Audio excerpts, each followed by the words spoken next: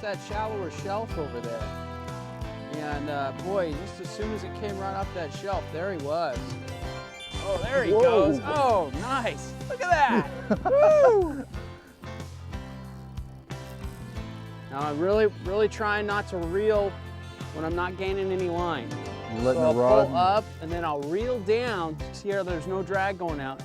It's real important that you do that, especially with these spinning reels, because they'll twist all up that line. Yeah, you're letting the rod and the drag system do all the work. Okay, I'm gonna wait right here. Okay, yeah, I'll try and bring it back around there. That's a good spot to land him. I just didn't want my line to get too much abrasion from that rock there.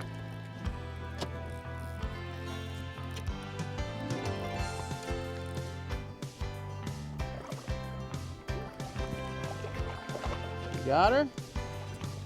Oh boy, look at that. Oh, right out of the ocean. Look how bright she is. Goodness sakes. Oh, that's a dandy. Tilt her a little bit. Okay, I'm gonna let her go. Yeah. There she goes. That was sweet. Welcome to Steelhead Float Fishing. I'm Nick Amato. And I'm Rob Crandall. I've been float fishing for years and find that it's one of my favorite techniques. In this tape, we're going to show you how to catch more steelhead with a float. We're going to talk with Canadian float fishing experts. We're going to talk about float selection, about steelhead water, where you find fish, and how to read water. We're going to go through the fine-tuned tips, tactics, and techniques that you need to know to catch more fish with a float. Sit back, relax, and enjoy the tape. Hey, we got some fish out here, I think, Nick. I think so.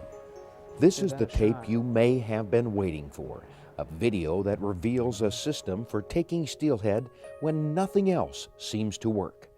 Float fishing for steelhead is the stealthy approach. It is designed to not spook the fish and to present a lure or bait in the most natural fashion possible. If you can see steelhead, they can see you, and once your style of fishing alerts them to your presence, you're out of luck. With floats, you can make cast after cast without spooking the fish. What could be more natural than what you see here? A lure with tantalizing action, coming exactly at current speed right into the fish's ideal feeding window. And the line or weight has not been dragged across, through, or into the fish. Your next cast will be as effective as your first. Float fishing for steelhead is not the only method that works, but at times it can be the best. There he is. Yeah, he's on. Right on. Oh, good, he's coming up too. He's staying away from that log. Oh man, we got some chrome there, buddy. That is a nice fish. Yeah. In low, clear water, you'll be hard-pressed to find a more effective method. In rocky and grabby runs where the bottom snags conventional drift fishing gear, floats can't be beat. And when it's cold and steelhead are held up in deep pools, floats can be the only way to go. There is no doubt that more water can be covered more quickly and from a single position by float fishing than by any other method. When the water is off color with visibility under 4 feet, and when it's real fast, float fishing may not be the answer. Float fishing is also a great system for the beginning steelheader. It can be mastered quickly without the frustration of losing a lot of gear. There is no doubt when a fish strikes with a float because they go down. And by watching the float, you can learn a lot about the river and where the fish are. Nick Amato is the editor of Salmon, Trout, and Steelheader magazine and has seen nearly every technique devised by man to catch steelhead. Float fishing is his preferred method. He'll be showing us how he fishes spinning gear with balsa floats and marabou jigs. Nick will also spend a lot of time telling us how to read and cover the water. If you don't know where the fish are, it's hard to catch them. Giving us the Canadian perspective on float fishing is Matt Guiguet of Port Alberni, British Columbia. In the Northwest, it's the Canadians who have most ardently pursued steelhead with floats. Matt will show us some of the float gear he prefers when river fishing. Rob Crandall will fish with both Nick and Matt and will help us understand some of the tackle and techniques required to master float fishing. He is a professional fly fishing guide, avid angler, and advertising account manager for Salmon Trout Steelheader magazine. Under most conditions, this is his preferred method for steelheading. To start with, let's look at the simple floats, jigs, and tackle Nick and Rob use to fish. This is one of the great things about float fishing jigs for steelhead. You really don't need a lot of gear to get started. Matt will eventually go over some of the other style of float fishing systems with Nick, where bait, lures, and even spinners can be suspended below a float. But this system, which employs balsa floats and jigs, is what both Nick and Rob prefer under most conditions. Well, we've got a bunch of tackle laid out here, Rob. What have we got? Well, we've got a selection of our jigs here, Nick, and there's a whole lot of different jigs available nowadays. They're so effective for steelhead. This is one selection of marabou jigs that will work. We've got a variety of sizes. You've got different styles. You've got the full-length marabou, and there's going to be a lot of different colors available in those. And you have another style that has beads incorporated into the jigs with either marabou or like schlappen. There's some even with rabbit fur available. Or jigs like this here is just a chenille and yarn type of jig. 1/8 ounce and 1/4 ounce jig heads, I believe. 1/8 ounce and 1/4 ounce are the most common for our Northwest streams. There's a variety of other options. There's lighter jigs and heavier jigs for different situations. But 1/8 and 1/4 is the most common, and 1/8 being the most common of those two. Then I think we should also note that in the Great Lakes especially, smaller jigs are popular, like those we these see guys over here. Yeah. And usually those are fished under very fine balsa floats, sometimes with a shot above them to get them down because they're so light. And then you can also tip them with either nymphs, they're commonly called wigglers, or else with small spawn sacks. Right. Now that's another thing that we haven't done here on this stream because there's no bait allowed. But a real good tip is to put a piece of sand shrimp on the tail of a lot of these jigs. It works real well. Or just raw prawn meat, just off a tiger prawn. You can just take a little chunk off and put that on the hook. That sometimes can really help its effectiveness. You bet. Now, what about the floats there, Nick? We've just got 2 balsa floats. They're both designed for fast water. Now, the shape and the design of that float is set up so that it's I guess it's not going to be pushed down the river too quickly because it's real bulky. It's real slim profile, so it stays right in that water column and doesn't get dragged or pushed too fast. And they both have wire shafts coming out of the bottom. I think that helps the float in fast water. What the other thing that it does is it's fastened 2 places on your line so that it helps you or enables you to see the angle that your jig is at in relationship to the position of your float. You could tell if your jig was swinging downstream or if it was bouncing off the bottom, and you could read that off the tip of the float. You bet. So these jigs, or excuse me, these floats here are extremely effective in being very telltale on the motions of your jigs. A selection of jigs, some floats, scissors, the pliers come in real handy, and then of course you have to have that hook file. It's really simple. You could put this in a small baggie, put it in your pouch of your waders or just about anywhere, and you're ready to go. You bet. Now let's talk about rods a little bit. There's specific rods that work better than others when it comes to float fishing. What do you like? I found that to cast such a lightweight float, you really need a long, light rod and a spinning reel. Right. You really can't cast something that light out with a casting reel. So it's the only way you can do it. And I usually use a 9.5-foot rod. And some people go as long as 11.5 or 12 feet. Right.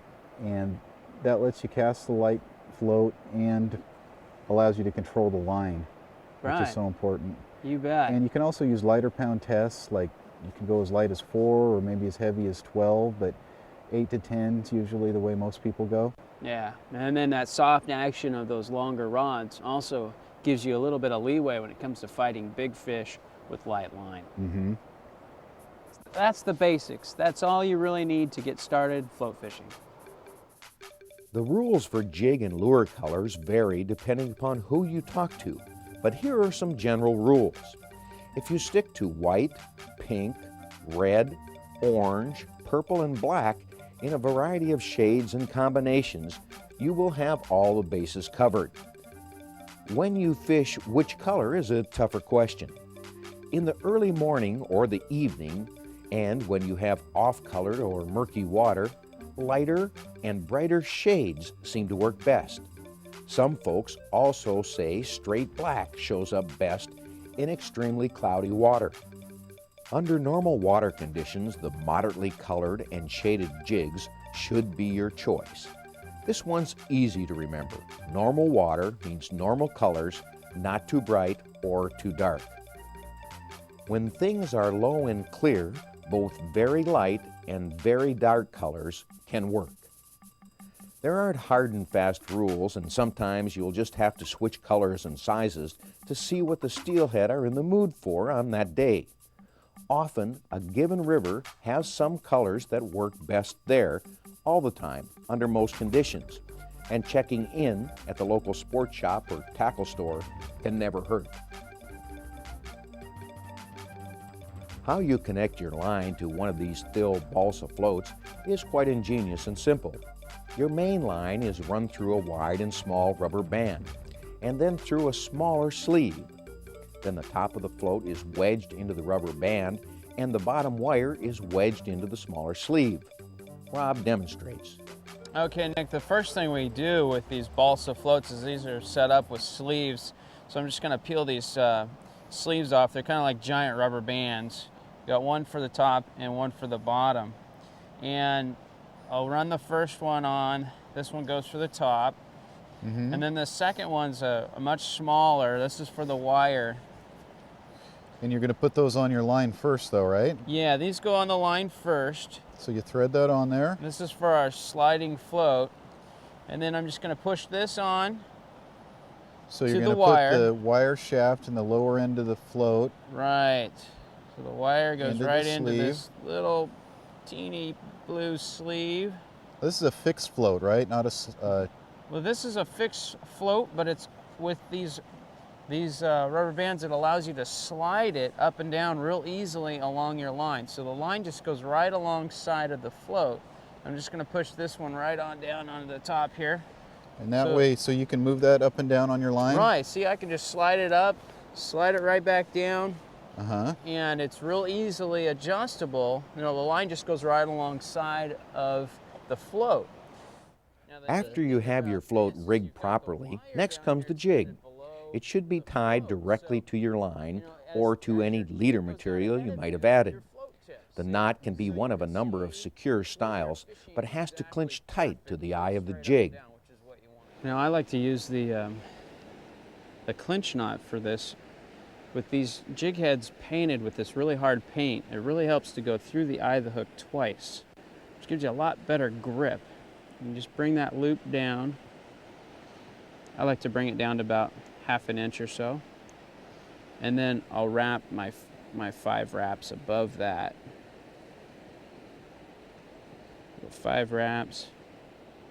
And then you go back in through both of those loops. So I go through both of those, and then I'll go ahead and just wet the line and then pull it tight. I pull on my main line. I use the fisherman's third hand, my teeth, to pull the tab like that. Make sure that that knot seats down properly onto the eye of the hook, and then trim this tab end off here.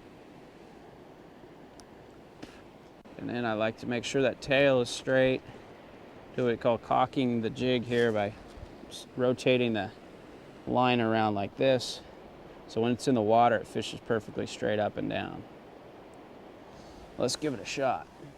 Oh man, this is a great spot here, Nick. Isn't it? Gosh, this looks like steelhead heaven.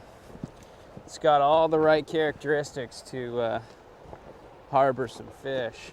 The water's really clear and low, so let's kind of stop just short of the riverbank and see if we can't find a fish. I'm guessing it's probably about 4 to 6 feet deep, so I'm going to start at about 4 feet down. Yeah, it looks about right. So lots of boulders and rocks Now out that you there. have your float on Fish can hold properly, behind. your jig tied in the So right that's fashion, full for and your steelhead. depth adjusted, it's time to fish. See if we can Where find and how to one. fish are the next keys, and Nick and Rob are ahead going to and slip. take some time to show us some of the ways they know how to steelhead. Slots right down the middle. Yeah, there's a lot of big rocks sitting in there. A little bit boily up top. This is how I'm achieving my drift. I'm just casting up to the top of the pool. There's some rocks in the middle and a soft spot just to the right of them on the edge of that heavy current. I'm reeling up to the float, letting it drift naturally, holding as much line off the water as possible.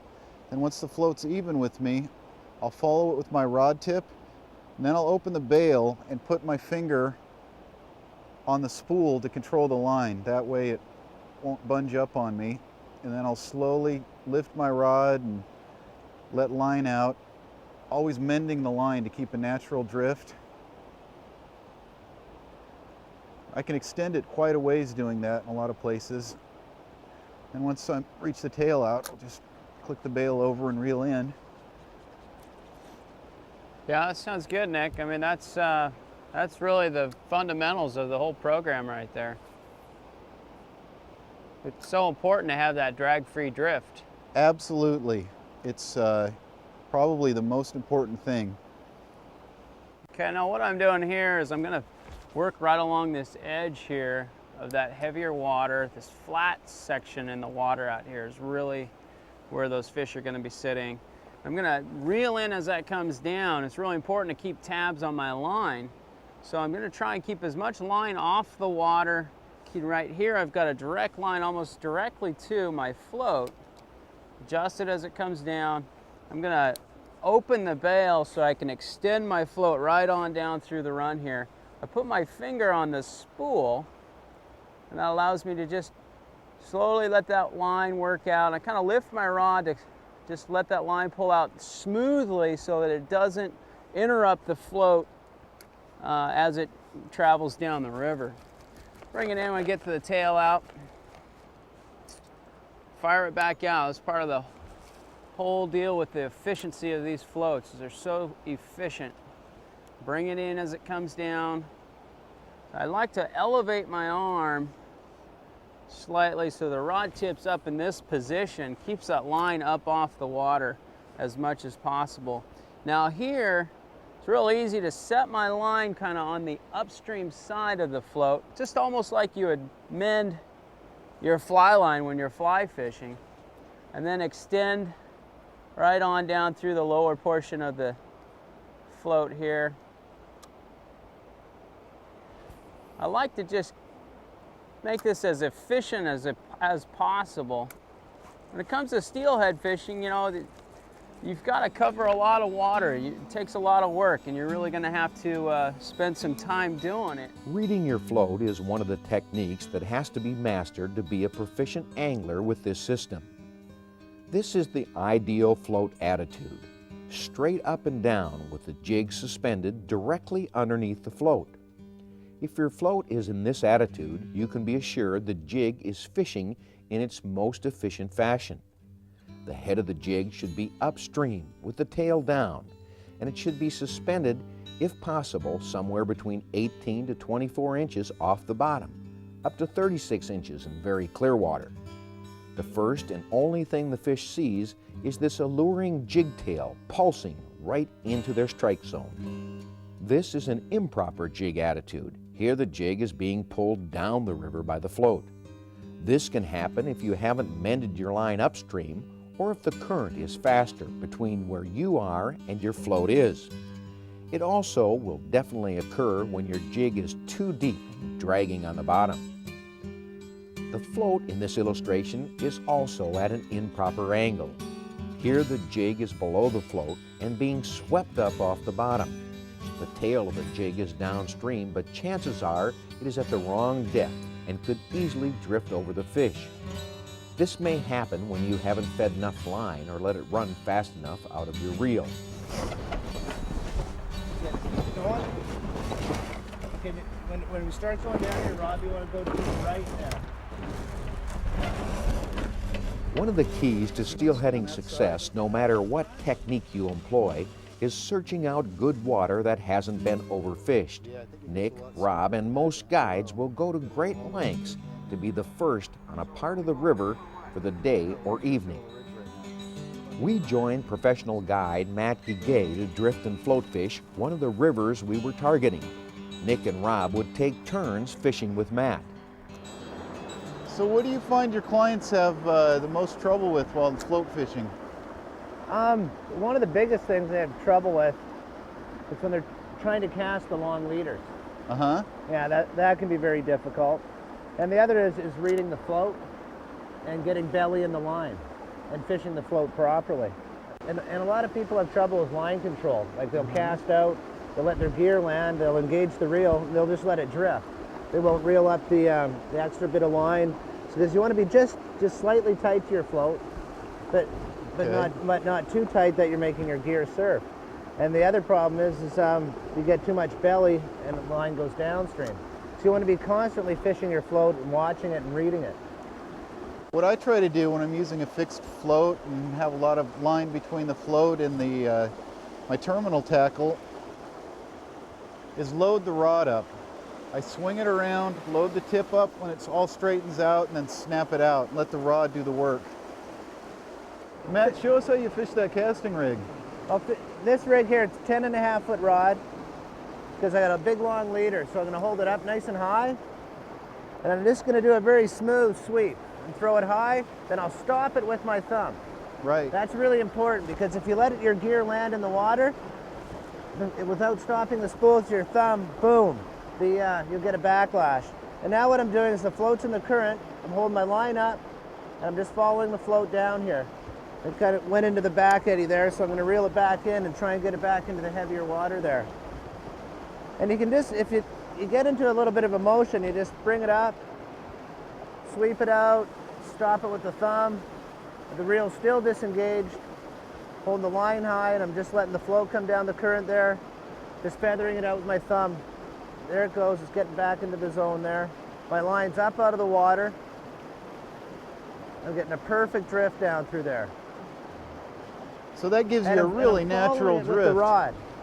Okay. You know, so if it does, right now where my rod's set, bang, I can set the hook. Well, I notice the foam float you're using, Matt, doesn't always sit straight up and down. I know when I'm jig fishing, I like my float to be always straight up and down. Yeah, well, that was two different styles of float fishing, and with this style of fishing, Nick, what I'm trying to do is you want to hold it back just slightly so that your gear's on a slight angle. So that little Jensen egg is in front of my weights going down. So you hold it back ever so slightly. And as you're watching it, you'll see it's on a little angle like that. If it tweaks downstream a little, that could be a fish, and you hit on it much sooner. So you don't want the shot that's on your line dragging on the bottom, is that what you're saying? No, generally speaking, I try and be above the fish. So I think I've noticed a lot of people letting that drag on the bottom. Yeah, you might as well be drift fishing then. Okay. Yeah, because having a drag on the bottom, your weights are going down first, your gear's coming in behind, and the reason we're fishing the floats is because of the bottom, you know, because the bottom's real snaggy and all that, and having your gear coming above the rocks, it's much easier for a steelhead that's holding there, you know, a foot off the bottom to make a move like this, rather than make a move and go down to try and get something. It's a natural one. And I can imagine you can see that on the float easier too, Oh, you right? can. The strike. Yeah, it's a nice way to fish too, is above them like that, because when the float goes down, sometimes they'll take it down 1.5 feet, 2 feet, and it's buried. That's got to be exciting. Yeah, it is. And it's nice when they hit like that. But very often, and all it'll be the slightest wiggle or bump in your float. So if it just does that, that could be a strike. Yeah, so it's a very visual thing. You're watching your float, you're very intent on it, and it's a very satisfying thing to watch that float go down. It really is. And then bang, you're on it. Trust me, I know. Yeah, you would know. Yeah. Is it also you're casting heavier, a little bit more weight? Yeah. And see, that way it's getting me down. Notice I'm getting a slower drift than with the jig. Right. Okay. I'm holding the line up out of the water. And then as my float goes down the river, I'm also lowering my tip, yet I'm still keeping the line up. Right, now your spool is open and you're just feathering the spool tension with your thumb, right? Exactly. And I find a lot of people get frustrated when they haven't fished with a lot of lead. Yeah. So holding your rod up high and doing a swoop rather than a flick. There, you're under. Oh. Yeah. Fish Yeah, on. it's on. Oh. Talking too much. Yeah, look at that baby. Oh, it's a nice one That's too. a big fish. That's a big fish. All right. Hey, way to go, Matt. Man. Now you start wondering about that 8-pound test on there, don't you? And I got lucky on that fish. I was way behind it. Really? Yeah. We were way behind him. But a lot of times that float will hold it right in their mouth for you and just give you a little bit more opportunity. Exactly, Rob, because you got that little bit of buoyancy holding the hook in its mouth. I'm gonna head up to the next pool, huh, Matt? That'd be all right. You get some big boys that burn out of this hole. It looks like quite a rodeo chasing them. It sure can be. But having these, like with that 8-pound leader, these rods are ideal. Because, Right. like, Now, the way- how long is that rod? It's a 10.5, and it's a real, like, as they say, parabolic rod. It bends right down into There's the a lot of handle. flex in it. It looks kind of like a fly rod. Yeah, and with the light leaders, you can get away with using the light leaders because of these kind of rods. Sure, you can catch some big fish with light leaders. You Yeah. fight them right. What's the biggest fish you've got on about 8-pound test? Probably about 24 pounds. Oh, that's it? Yeah. Jeez. There was a lot of grief involved in that. Whoa, whoa! It's acting like a big male. This one. Yeah, it does. He hasn't jumped at all. He's staying down there and Bulldogging. just dogging it out. Yeah, that's another thing. I also find that the males will generally kind of head upstream sometimes. Oh, yeah? Sometimes it's a giveaway. We'll see. Going upriver. Yeah, he's heading into that cover there, and there's some boulders, so I got to be careful here. Again, the longer rod, it gives you a little bit more advantage getting out over things. I really like that float out there. It's a high vis indicator for us. You know, we can always tell where that fish is headed to. Well, this low clear water conditions, a little bit lighter leader and a smaller bait. Yeah, sometimes that'll do it. And I think it was just the control of having that heavier weight, getting it down in deep there. Right. Now let's think about landing this baby. Yeah, that's a big nice guy. fish.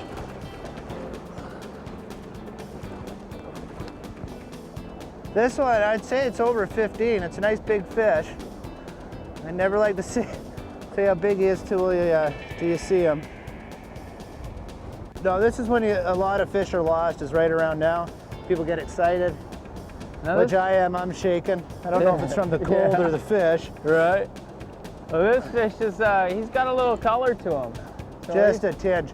I find that the males, they'll color up a lot faster than the females because they're putting on their war paint, pushing the smaller fish out of the way.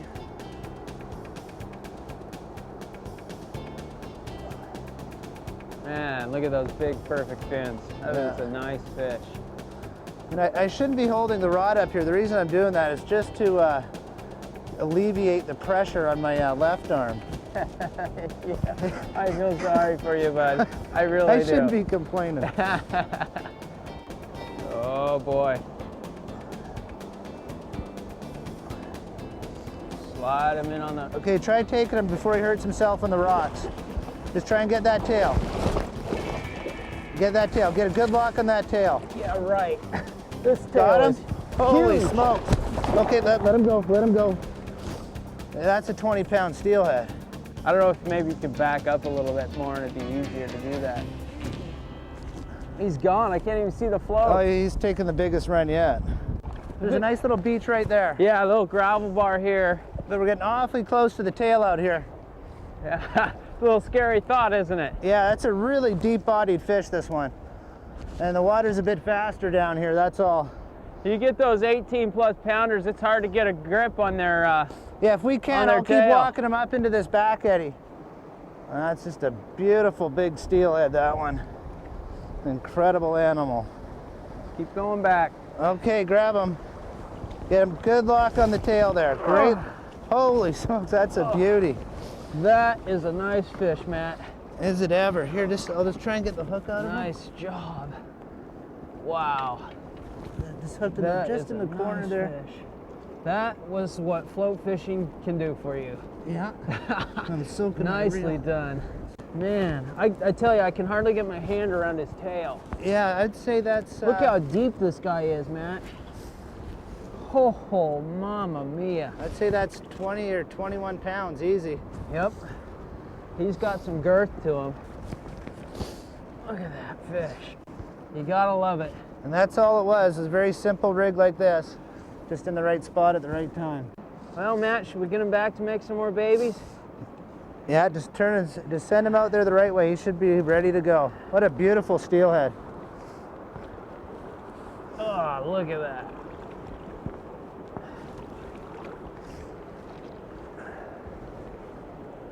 Come on, buddy. You ready? Yeah, just send it. He'll There go. he goes. Yeah. Awesome fish. Yeah. Yeah. Well, I'm having a lucky day today. Well, I wasn't even looking at the float when it went down. Yeah, no Thanks for kidding. pointing that out, Rob. I owe you one. Hey, Matt, there's a 20-pound steelhead that just grabbed your float. Would you mind setting the hook? Jeez. Hey. Oh, woo, woo. Man. Yeah. We should go Float fishing more often. Yeah, no kidding. Holy. It's good for you anyway. Wow. Taking a look at a variety of the float fishing gear that Matt uses is a great way to get acquainted with the technique. Float fishing in the Northwest got its foothold in Canada, where you can find some float fishers on almost every steelhead stream. The center pins, they've been fished in BC for a long time. It's kind of a traditional way of fishing. And they're a single action reel. They're essentially just like a fly reel. This one has no drag. It has a click, and then when you want to cast it, you just take the click off and it just free spools. It's a fun way to fish. And again, I use a 10.5-foot rod for these. Well, how I have it rigged is I have a styrofoam float on it, and this styrofoam float is it's a shorter one. Mm-hmm. With the shorter ones, I run them straight through the top, and then it comes out. There's a little piece of tubing up there, and it comes out. Then there's another tubing in the bottom. So what I do is I get an elastic band, and I tighten it around that so I can slide it up and down the line easier. And that's a fixed float. It's fixed right now, but it's easily adjustable. I can slide it up or slide it down because, as we're fishing, different depths and different spots. Okay, and then I see you've got some shot on there? I got 3 shot. There's one just below the float, and then I have one just down on the leader there to get it down. And so there's a swivel here. Yeah. Okay. And sometimes I'll pinch another shot on the leader too, just to make it a little bit heavier. Okay. Because you need a bit of weight, because this is a swing cast with these. They're a lot of fun. And then what I have this one rigged with is a pink worm, rigged floppy style. The next one I have there is Looks like you've got a level wind. Yeah, it's a level wind, again, 10.5-foot rod. This one's got a 6-inch styrofoam float. Okay, and you don't have a rubber band on that one, I see. No, because it's that much longer. You can just put one wrap on it, and you can still slide it up easy and slide it down. So it's adjustable, and again, with the shot and a relatively long leader, and then a BC Classic, just a gooey bob. And where I fish this kind of gear, Nick, is generally in faster water, faster, choppier, kind of classic steelhead water. Okay, and I see you've also got some wool on the front of that, and a sequin to hold it there. Yeah, again, I go with that sequin because it really helps make your gear last longer. Because otherwise, the hook will pull through the gooey bob. Yeah, and with the gooey bobs, I put a sequin and a bead. Okay. And that also holds the hook down a bit. And then with the wool, it keeps the gooey bob in place right down there. And that's another 10.5-foot rod? Yes, yeah. Most all the fishing I do is with 10.5s. With the float fishing it is. Okay. Because I find the 10.5s, it gives you that that much more that you can, you know, you can get your rod up, hold your line up above the current, let the float go down, and you can fish again the long leads. I have the floats right down tight. And now with this float here, it's got the elastics on it. See, so then you can slide it easily. And with these, it's kind of neat, because what you can do is, while you're fishing, you set it fairly deep. You can swing it out. And you just, all you got to do is reel the float up to your tip, and just grab the line here, and you can shallow up, adjust it just to where you want it. You know, that can come in really handy, because otherwise, you know, with these long rods, you're pretty much mounting an expedition out to the end to try and adjust your float in that. Right. And one of the common things I see people do is try and get out to the end of the rod. And just with the level lines, what you can do is just stand your rod up, and you can just swing your float and bring it into you. And you can get it close, and if you keep a little bit of tension on it, it won't get wrapped, and you can slide your float up. And away you go. It's just something that I've found, you know, makes it a little bit easier. And then I see you've got a spinner on this setup. Yeah. This one's what we call them blades. And what it is, it's a Colorado blade. And this one's a number 2. Okay. And it's a very simple rig. It's just got a, you know, 2 barrel swivels. Split ring, blade, split ring, and a that's it. number 2 Mustad Ultra Point there. And then you're able to hold that back in the current? Yeah, with the float? exactly. And kind of swing it a little bit? Yeah, you want to swing it. You got to have enough current to keep that blade twinkling. And that's like, generally, if I was going to go into a run, I wouldn't run this one first. I'd go into something more subtle, you know, like maybe a jig or a gooey bob, and then a worm, and then maybe a blade, because the blades generally will rile them up. And if you know there are fish there, I find it's a good bet. Yeah, well, it looks like a good mix. Now here's something you don't see in BC very often. No. Well, thanks to you, they're around now. But yeah, this again, it's a 10.5 foot spinning rod, and it's a marabou jig setup. And deadly effective way for fishing, particularly the slower runs. And it looks like you've got a Great Lakes style float, and it's a little bit modified. What have you done here? Well, what I've had problems with the floats being light and the whole gear being light is people trying to cast them a long way. And so what I've done is I've just got some clear surgical tubing and just cut off a piece of pencil lead. So you've got a piece of surgical tubing on the top and on the bottom. The line runs through it, and then you're putting the pencil lead into the bottom of the tubing? Yeah, and then like that, it's much easier to cast. I see. Yeah. And it probably is easier to mend the line too, with a little bit of extra weight out there? Yeah, yeah. It works well against a long rod, with long leaders. Yeah, cool. It seems to work really well. Okay, and then you've got some other items here. What have you got in this box? Well, that's where I keep an assortment of things in here. Mostly I keep my jigs and the stuff I'm going to need in a day. What colors have you found to be effective up here? Generally speaking, you know, the bright pink and the pink and white ones. Yeah, and you know, sometimes I've tried black, and you know, that works. And you know, sometimes purple and pink, but generally it's the pink and white and the pink.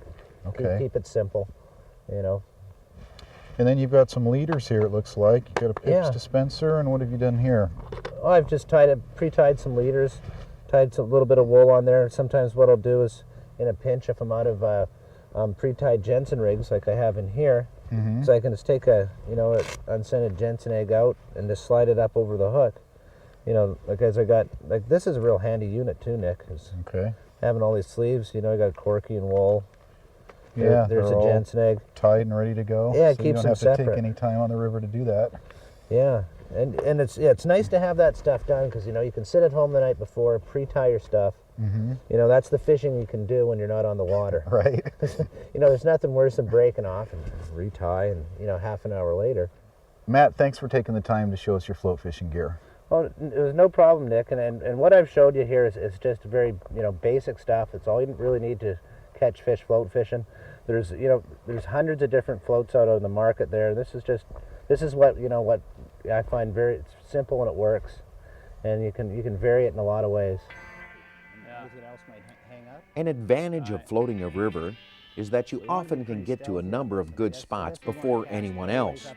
In low, clear water, this can make all the difference. Steelhead in such conditions are extremely spooky, And once they're disturbed, it will be hours before they may be aggressive enough to strike again. Float fishing is a real advantage in such situations and can be very effective. Tell me when you're going to anchor up here. Pretty quick here. See, I just want to get you close enough. Like, tell me how, can you reach that from here? Yeah, that should Okay. be fine. Sometimes you have to give it belly to keep the float standing up, but ideally you don't want to do it. Yeah. Okay, so Matt and Rob found themselves looking at a group of steelhead in a beautiful piece of holding water. They were in the main current, or slot, over some boulders. Here they are suspended on a hydraulic cushion where the force of the river is pushing off the bottom and allowing them to surf in place. Learning to look for fish holding water will be critical to your success. Because the fish are in a boulder field, float anglers have a real advantage here. All right, here we go.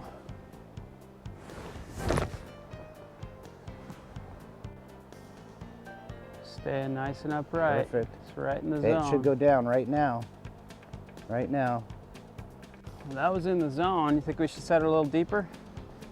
Oh, I don't think so. Give them another look at something else? Well, what I found in these kind of bouldery rocks like this, Uh-huh. the bottom is pretty much essentially the top of the shallowest rock sometimes.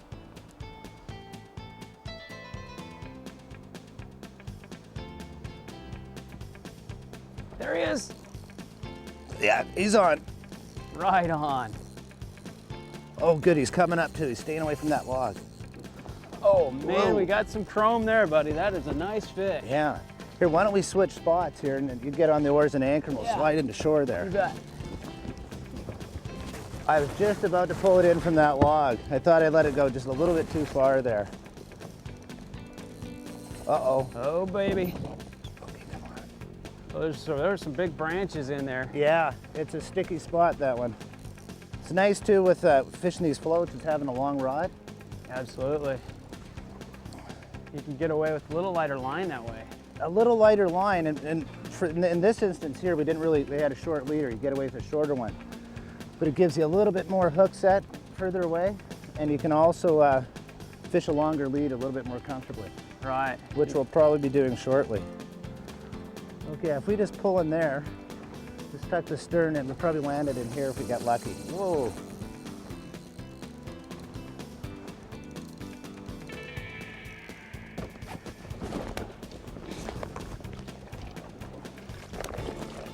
Well, that's what float fishing is all about. Well, You know, yeah. you couldn't have got a fish right there on other gear. No, That's the perfect presentation. yeah, because you can get it up over the rocks, just coming down above them. And I've always found in the fishing I've done is that for a fish, it's easier to come up and grab something rather than go down. Exactly. Now that's Charisse you've got on there, right? That's the color? It real bright goes pink? back and forth, yeah. Yeah.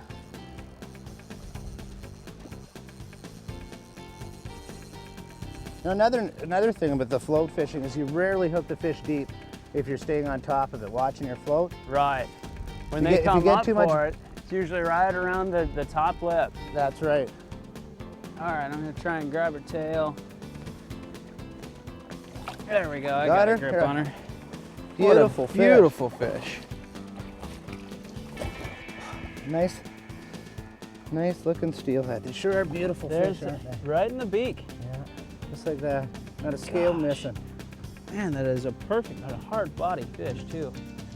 Well, Well, good there's- job, buddy. Yeah, thank you. Way to There's two go. more in there. Send her back. Sure she's all right. There she goes. All right, yeah, she's right fine. on. We are going to slow that fish take down so you can see exactly what happened. This time, Matt got his rig right in line with where the fish were holding. In this low, cold, and clear water, the steelhead were not going to move very far to take an offering. If you watch closely, you can see the lure underwater heading right for the pot of 4 fish. As it passes through, one of the steelheads spins out of the pack, gets below the bait, and picks it up, all in an instant.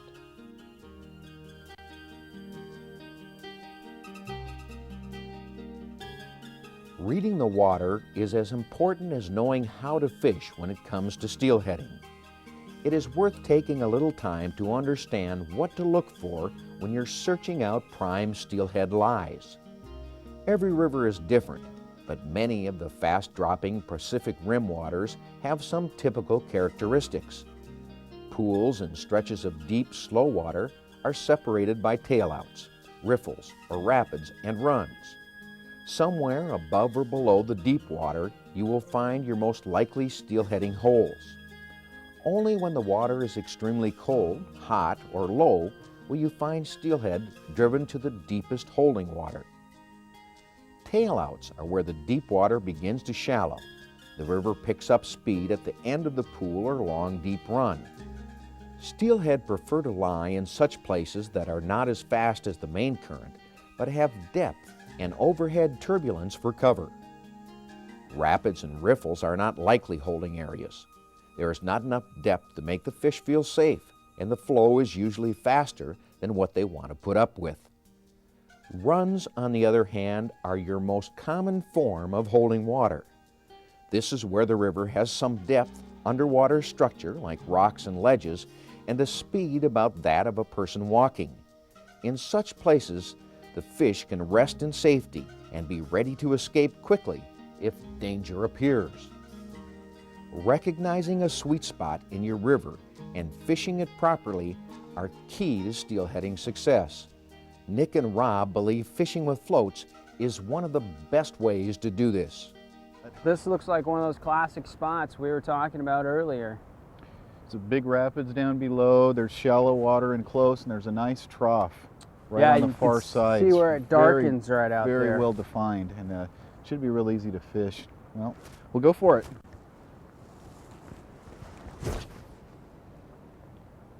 There, boy, you're right in it now. Yeah, she's sitting pretty now. I just hate making that adjustment sometimes, you know, because you're just right in that sweet spot. Right. But it pays off in the long run to make the adjustment, so mend the line, quickly adjust it so that the rest of your drift is a perfect drift. It's better to upset it for just that short time than be dragging the whole way. Were you finding the bottom at that depth? There's a deep, deep trough right on the far side, I think. Covering the water thoroughly ensures that you will hit all the sweet spots. Selecting a run and starting at the top, then working your way methodically down it can be part of your answer to steelheading success. Starting in close and then slowly working out the length of your casts ensures that you won't miss fish. Your drifts will be shorter at first, but then grow in length as the arc of your presentation increases. Depending upon the clarity of the water, step downstream 2 to 10 paces and repeat the process. If the water is off color, make smaller moves. Fish won't be able to see your presentation from as far when the water is murky. As you work your presentation across the river, you may have to adjust the depth of your float. A good way to cover water is to start in close and at the top, and then slowly work your way out further. Like this slot is really deep on the far side, so we've slowly worked our way out so that we can reach it and still get a good presentation. Right. Well, that way, if there's fish in close, you're going to catch them before you just go barging out and spook them. Right, and that could spook the whole pool. Right. Okay, Nick, yeah, I think what, like we were talking about earlier, is a good plan. We'll just cover this slot here real thoroughly. We'll make sure we're fishing right to the fish and get the right depth. And then we'll cover down into that, move right on down into that tail out down there. Okay. We'll cover that the same way and go find some friends somewhere else, huh? That's right. Do a little meet and greet.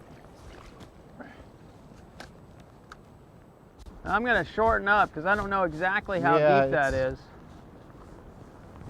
I'm guessing maybe 4 foot on the first pass through, maybe 3.5. Yeah, Fishing an adjustable balsa float and 1/8 or 1/4 ounce jig makes this a snap. It's one of the reasons that Nick and Rob prefer the method. They can quickly cover a lot of water and be confident they are making their presentation at exactly the right depth. By simply opening up your bail or free-spooling a bait casting reel, you can extend your presentation. The float will slice down the river and fish a longer line more effectively than any other steelheading method. Getting the most out of each cast is just another example of why float fishing can be so productive.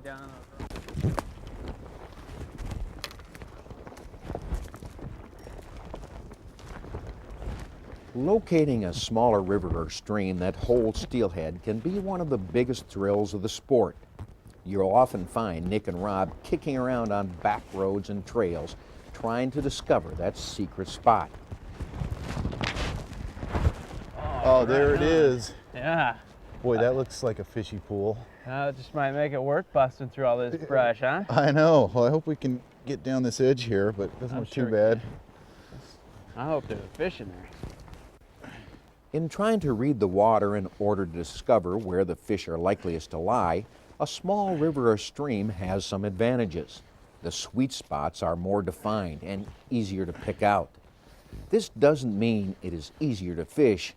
Even with a float and jig, your presentation and drift are going to be fairly quick. And a lot of times if you find a fish in one spot, you're going to find him there again. Exactly. Now you can clearly see up in the rapids portion of this pool, more than likely fish are not going to hold there. Right. It's too shallow and fast. Now, as it drops into the pool, there's a couple of slots out here on either side of the rapids. Spots, yeah, the exactly. smooth water, right. Like the seam right here in the middle. Okay, so right where your float's at, Right, in there's there. some depth there. The water slows down. Right, and that's what those fish are looking for a resting place out of the current. That shelf gives them protection from the heavier current. Oh, man, I thought you had a fish there. No. Yeah. And it's real easy to cover this water with floats. If we were trying to drift fish this, especially from this angle, this looks super snaggy out here. Yeah, there's a lot of big boulders in there, which is good for the fish because that's one of the things they really like. So I think, you know, we saw the motion of the jig is affected by the current's choppiness on the surface. Because it kind of gives it just that little bounce that marabou just dances. Opens and closes, dances, you bet. Yeah, and you can see him just fishing right down the seam there. Now, Nick, what about that slow water over there? Well, the slow water, for one thing, it appears, a portion of it anyway, is shallow. And even the part that's deep, you can't really cover because the float will just stand still. Right. So you want to have it just right on the edge of the current, not in the fastest current, not way over there in the slow current, but right kind of in the middle. Fish usually aren't going to be sitting in dead water or back eddies, but more prone to be in water with current speed, depth, and then structure that they like. Right, right. Now, fish will look for little troughs, and any depth changes are home to steelhead. Where it goes from, say, it's 4 or 5 feet deep and it drops to 6 to 8 feet deep, those are trenches that fish will live in. Neat thing is, once you learn a spot like that, and you learn how to fish it, you can come back time and time again and catch fish in there.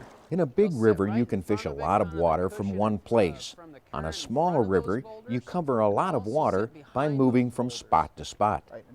Cover one piece of likely holding water and move to the next one. Rob, reading water is the key. You can't catch the fish unless you can find them. That's right. And below, downstream, lots of rocks. There's pockets. If the water was up, they might hold in there a little bit, or if the fish was moving through, he'd be there for a little while. So one of the keys for structure that the fish are looking for in this low water is going to be the depth. Because that's going to give them security, right? Exactly. And we've got lots of depth right here, a nice long pool. Now, Nick, with this crystal clear water, these polarized glasses come in really handy, don't they? Definitely. Without them, I don't think we'd be able to see those fish down there. And that guy's a big fish. Yeah, he is. Let's grab our rods. Yeah, let's get it. As you can see, we have found steelhead in one of those likely holding spots, in the middle of a deep run with some depth and disturbed surface for protection. They are also stationed around boulders to give them some protection from the main current. Casting drift fishing gear through this spot would be almost impossible, but by setting our float deep and casting well above our target, we could get into the zone.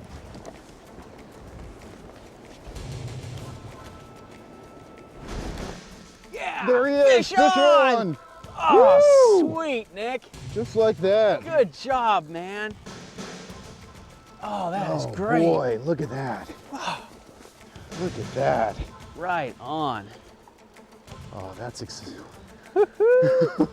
right there. Oh, cool. That didn't take long. No, uh-oh. Oh, watch that ledge.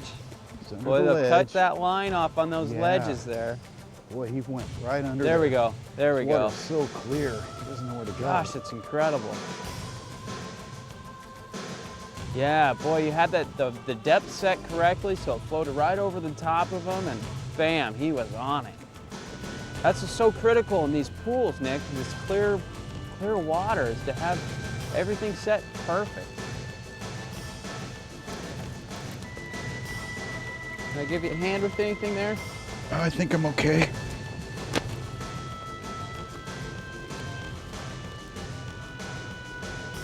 All right, this looks like a doable spot here.